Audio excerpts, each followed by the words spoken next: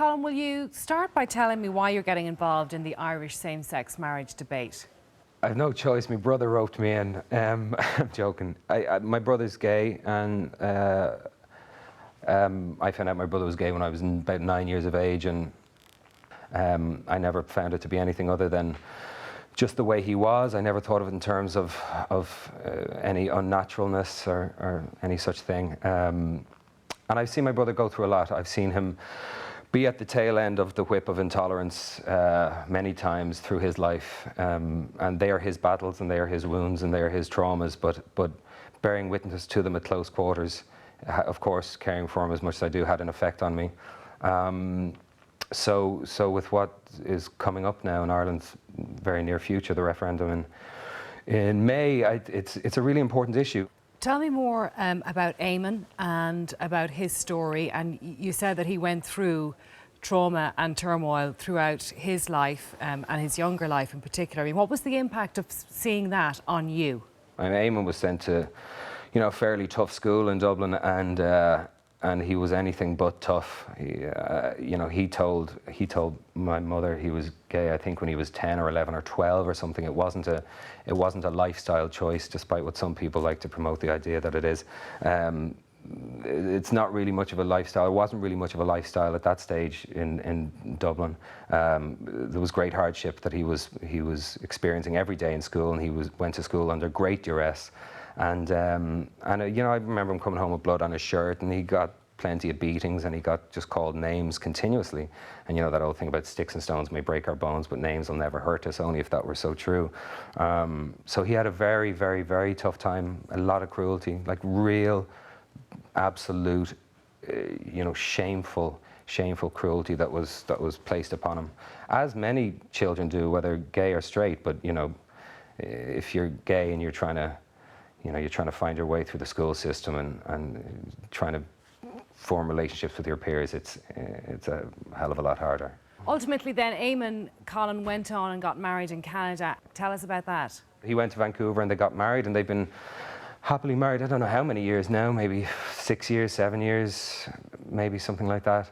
And they have an incredibly successful marriage. They're two incredibly open and strong and honest, and most importantly, kind and compassionate men. And so to see them every day live their lives as a happily married couple is an amazing thing. And to think that they had to leave their own country to do that is sad and disappointing, and just grossly unfair, I feel. But there are people in this country who have huge concerns about same-sex marriage. Can you understand that viewpoint?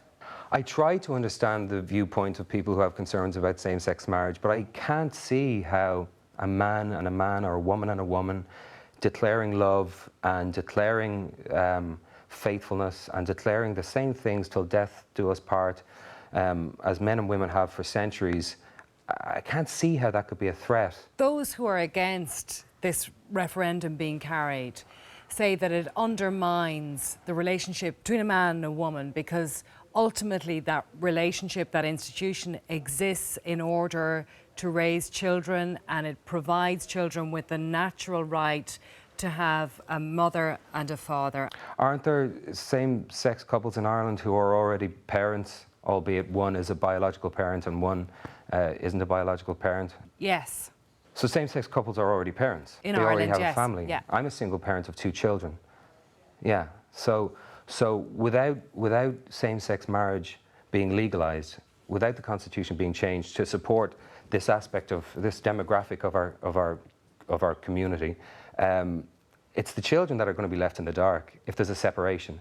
It's the children that won't have the equal rights as the children of straight couples who are married. So the children are actually going to suffer. All we've known up until now is marriage between a man and a woman. And guess what? There's a hell of a lot of unsuccessful marriages between men and women. There's a hell of a lot of children who have to experience day to day the arguments, the bickering, the domestic violence between their parents. So what I would be concerned about, and look, people can have a go at me, just a little disclaimer, because I don't live at home anymore, but I carry Ireland with me everywhere I go, and I love my country deeply.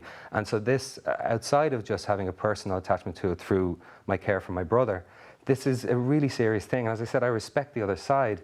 What you have to understand is that this is, again, a demographic of society, gay, lesbian, transgender, who have been pilloried and who have been ostracized and who have been polarized, excluded for so long, that when they get the chance to experience marriage, or when they get the chance to experiencing parenthood, it has been kept for them for so long, and it is a God-given human right. And it's too easy for heterosexuals to be parents, if you want the truth. It's too easy. There are too many of us who find it too easy to have a kid, that we don't put the care and attention into planning what the implications of that might be and the responsibilities that that might hold. And too many parents around the world don't parent their kids because it was a 5-minute thing and there it is.